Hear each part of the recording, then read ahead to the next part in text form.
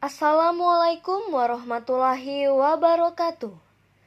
Kami dari Taruna Taruni Politeknik Ahli Usaha Perikanan, Program Studi Teknologi Pengelolaan Sumber Daya Perairan, Kelas A, Kelompok 5, ingin mempresentasikan mengenai produktivitas perairan. Sebelumnya, mohon izin untuk memperkenalkan anggota kelompok. 1. Muhammad Hajri Nur, NRP 56205113-263. 2. Septi Juwita Saputri, NRP 56205213-285. 3. Zaidan Fairuz Bil Iman, NRP 56205113-296.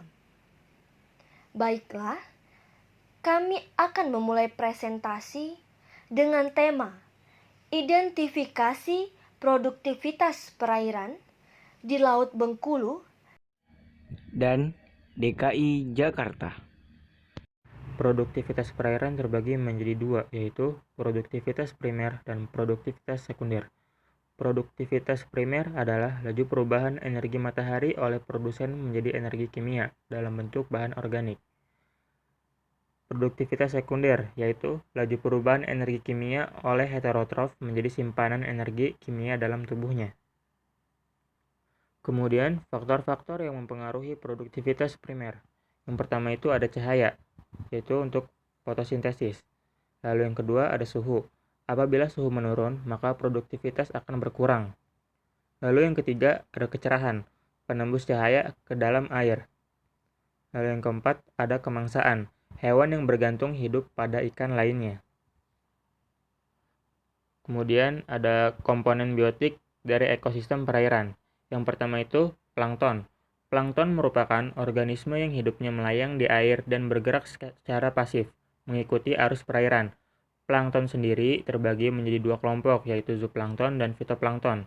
Fitoplankton merupakan komponen autotrof plankton yang memiliki klorofil, sedangkan zooplankton komponen hewan berukuran kecil yang tidak dapat dilihat oleh kasat mata, namun bisa dilihat ketika menggunakan mikroskop. Lalu yang kedua yaitu nekton.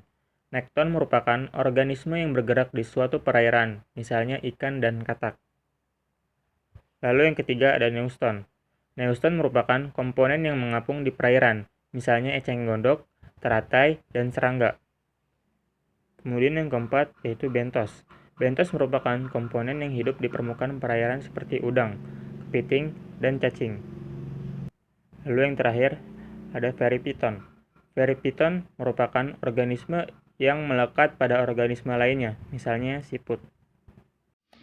Kemudian selanjutnya, saya akan menjelaskan tentang keadaan perairan laut di kota Bengkulu. Banyak terdapat pantai yang indah dan menawan, tetapi keadaan laut di kota Bengkulu iklimnya terbilang ekstrim, karena sering terjadi badai, sehingga menyebabkan para nelayan tidak pergi untuk menangkap ikan.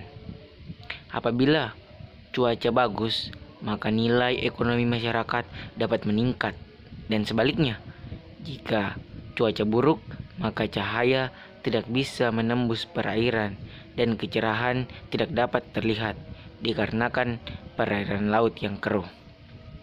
Ombak di sini juga terbilang besar, sehingga ada beberapa pantai yang tidak bisa digunakan untuk mandi jika para pengunjung untuk datang.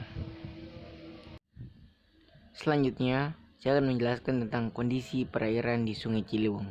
Kondisi perairan di Sungai Ciliwung sudah tercemar. Banyak limbah yang mengandung CBD, DBD, tinja, dan deterjen. Kegiatan perikanan juga sudah kurang maksimal karena kondisi dari sungai tersebut sudah tercemar. Kebanyakan kegiatannya fokus ke pembersihan dan kegiatan pelestarian. Karena berada di tengah pusat kota, sehingga hampir semua limbah industri rumah tangga dan sebagian limbah pabrik banyak berakhir di sungai tersebut. Sangat miris melihat kondisi dengan kasat mata yang mencerminkan kondisi sungai ibu kota, sehingga peran kita semua menjadikan sangat penting. Dan dari hal tersebut bisa menjadi musibah bagi kita jika kita tidak menanggulanginya dari awal. Demikian yang dapat kami sampaikan. Kurang lebihnya mohon dimaafkan. Assalamualaikum warahmatullahi wabarakatuh dan terima kasih.